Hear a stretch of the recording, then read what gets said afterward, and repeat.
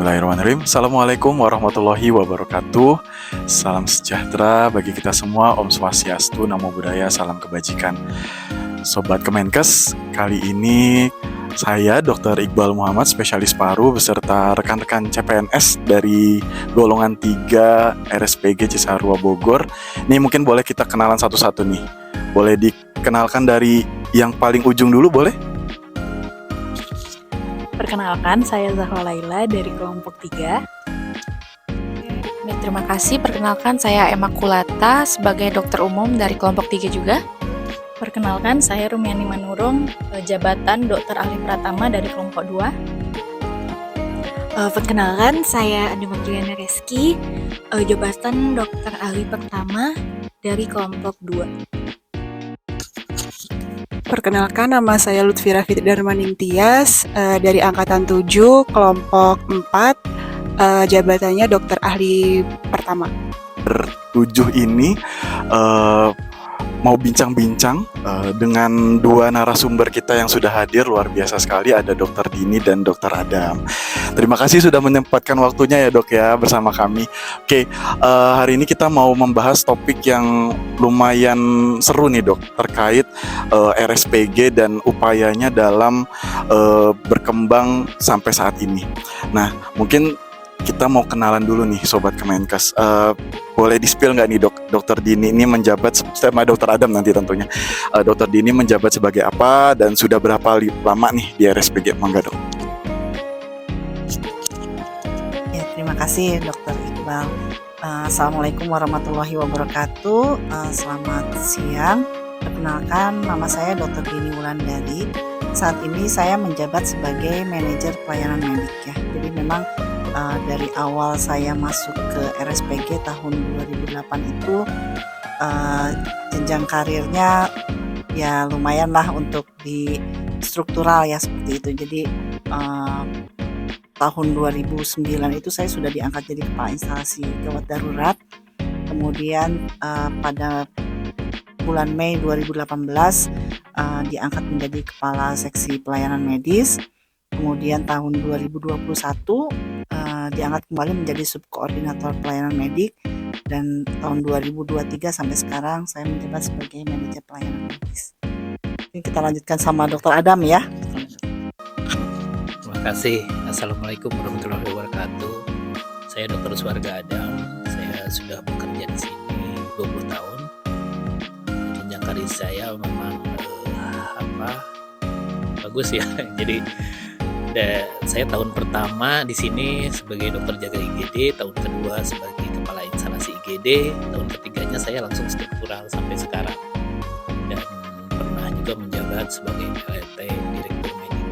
Jadi sudah 20 tahun bekerja di RSPG, dan saya dibesarkan di struktural di manajemen.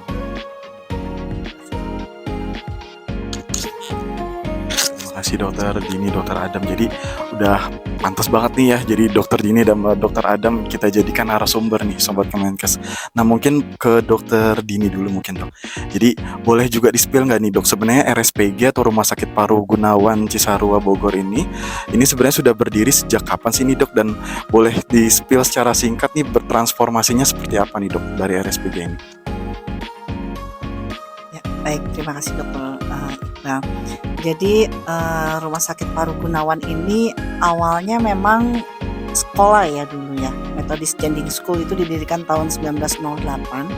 Tetapi hari lahirnya RSPG itu di tahun 1928 ketika dari Standing School menjadi SCVT ya, jadi menjadi sanatorium tuberkulosis. Jadi untuk kasus-kasus tuberkulosis kita ditunjuk sebagai sanatoriumnya, dan tahun 1978 berubah nama menjadi RSTP. Jadi yang terkenal sekarang di warga masyarakat sekitar itu RSTP, dan tahun 2004 baru berubah menjadi Rumah Sakit Paru Gunawan Patuwidito. Nah, tahun 2009 itu RSPG bertransformasi menjadi Badan Layanan Umum milik Kementerian Kesehatan.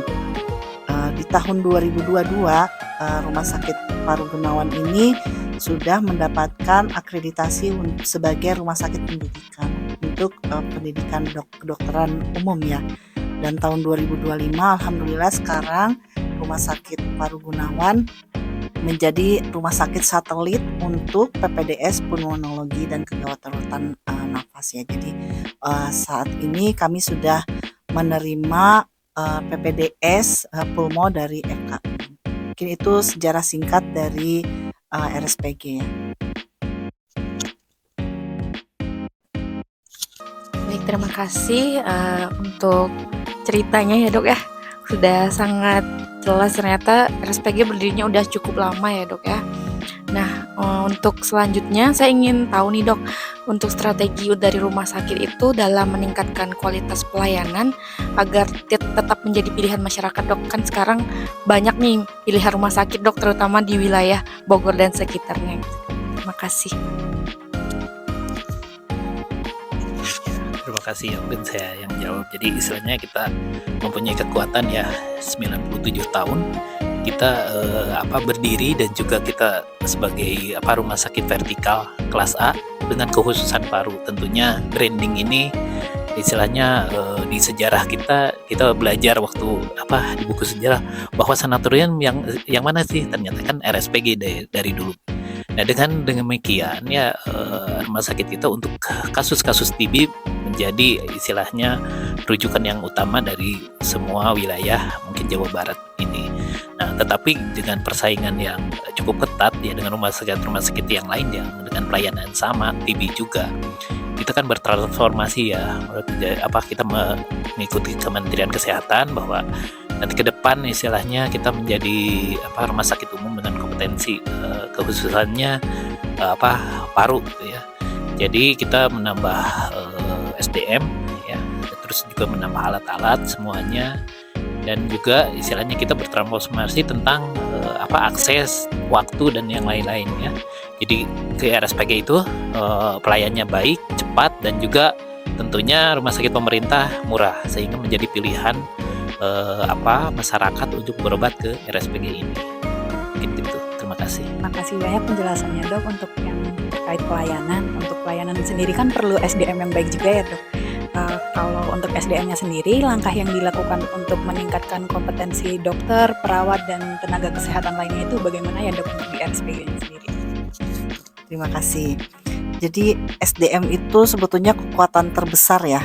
Kekuatan terbesar yang penting sekali dalam suatu institusi, termasuk di rumah sakit. Jadi rumah sakit itu 70%-nya memang dari SDM. Tentu saja untuk memberikan kualitas pelayanan yang baik, perlu SDM yang memiliki kompetensi yang sesuai dengan standar. Jadi di Rumah Sakit Paru Gunawan, kita itu banyak cara untuk mengembangkan kompetensi SDM, baik internal maupun eksternal.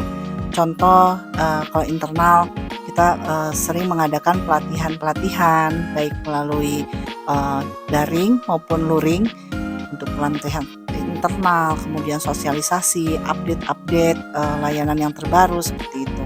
Dan untuk eksternal, kami juga memberikan pelatihan eksternal untuk para tenaga kesehatan dan sivitas rumah sakit yang memang dibutuhkan dalam pengembangan layanan di rumah sakit. Jadi untuk pengembangan SDM ini saya rasa cukup baik di RSPG. Jadi banyak cara yang bisa ditempuh, termasuk dengan magang ke luar negeri ya.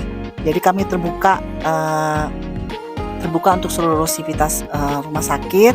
Yang penting bisa memenuhi persyaratan dan aturan yang memang sudah ditetapkan. Dan untuk pengembangan kompetensi yang memang disediakan oleh Kementerian Kesehatan, kami selalu informasikan di media informasi rumah sakit supaya semua sivitas SDM di rumah sakit ini bisa mengetahui, dan jika ada yang berminat bisa mengikuti. Terima kasih Dokter Dini, kita udah ngomongin tentang SDM. Sekarang saya tanya ke Dokter Adam mengenai fasilitas ya dok. Kira-kira apa inovasi atau pengembangan fasilitas terbaru yang dilakukan oleh RSPG untuk menarik pasien? Terima tentunya rumah sakit berkembang terus ya dengan biasanya undang-undang rumah sakit yang baru, bahwa kita sudah tidak ada rumah sakit khusus lagi, tetapi rumah sakit umum dengan kekhususan ya. Jadi kompetensi ini tentunya kami kejar. Ya, misalnya ada pelayanan jantung, alat jantungnya mesti ada juga, karena kami dalam pelayanan ternyata dari data-data itu penyakit jantungnya banyak, dan juga pelayanan-pelayanan yang lain. Dan sekarang ini kita misalnya menganggarkan ya alat-alat untuk pelayanan-pelayanan seperti ortopedi dan yang lain-lain. Misalnya kita membeli C-arm, ya membeli yang lain, sehingga pelayanan yang di luar paru yang tadi kita menjadi rumah sakit umum, kita dengan kompetensi kita kejar semua seperti itu. Ya, jadi dari mana misalnya anggarannya? Ya kami juga istilahnya ada efisiensi di obat, efisiensi di hal-hal yang lain yang tidak perlu, sehingga kami mempunyai anggaran untuk aset-aset itu. Sehingga pengembangan itu menjadi kita kejar supaya nanti di tahun ini kita menjadi rumah sakit umum dengan kekhususan paru. Tentunya ya untuk kita juga berdasarkan data ya. Data-data kita, pelayanan-pelayanan apa yang mesti dikejar, dan kita akan kejar itu supaya rumah sakit ini berkembang terus sehingga menjadi daya saing yang kuat terhadap rumah sakit yang lain juga. Terima kasih. Terima kasih Dokter Dini. Dokter Adam, terima kasih atas kesempatannya mau ngobrol-ngobrol bareng CPNS nih Dok. Oke, mungkin itu dari kami CPNS golongan 3 Kemenkes RSPG Cisarua Bogor. Mungkin boleh ketemu lagi para sobat Kemenkes di podcast berikutnya. Terima kasih. Wassalamualaikum warahmatullahi wabarakatuh. Mungkin untuk menyemangati nih teman-teman CPNS semua yang sedang latsar, kita yel-yelnya sebetulnya ini dilakukan setiap morning meeting supaya semangat untuk membuat RSPG lebih maju lagi. Nah, kita mulai ya. Semangat pagi luar biasa. Rumah Sakit Gunawan, satu untuk maju.